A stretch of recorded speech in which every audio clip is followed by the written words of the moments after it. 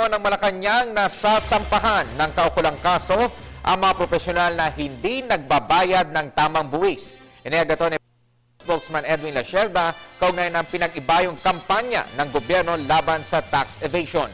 Si Rocky Ignacio nag-uulat live mula sa Malacanang. Rocky?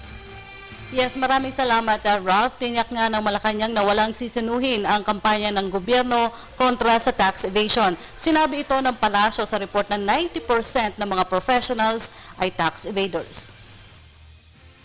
Tinutukoy na ng pamahalaan o umano'y mga professional na hindi nagbabayad ng tamang buwis. Sinabi ni Presidential Spokesperson Edwin Lacerda, kailangan matukoy ang mga ito para sampahan ng kaukulang kaso. Nagsalita ang palasyo sa report na mas malaki pa umanong buwis ang ibinabayad ng mga teacher kumpara sa mga self-employed doctors at lawyers. We're identifying the professionals who are paying less than what they should pay, and there will be tax evasion charges filed against them.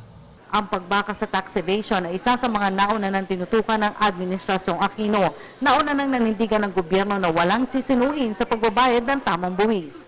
Lumabas kahapon ang DOF ng isang campaign, an infographics campaign, na nakikita nga na abogado, napakalit magbayad. In fact, tumawag ako Purisima dahil natawa ako na merong asterisk doon na baka kailangang enroll sa CCT program, and sabi ni Secretary Purisima, totoo naman yun, napakalit ng binabayad nilang buwis.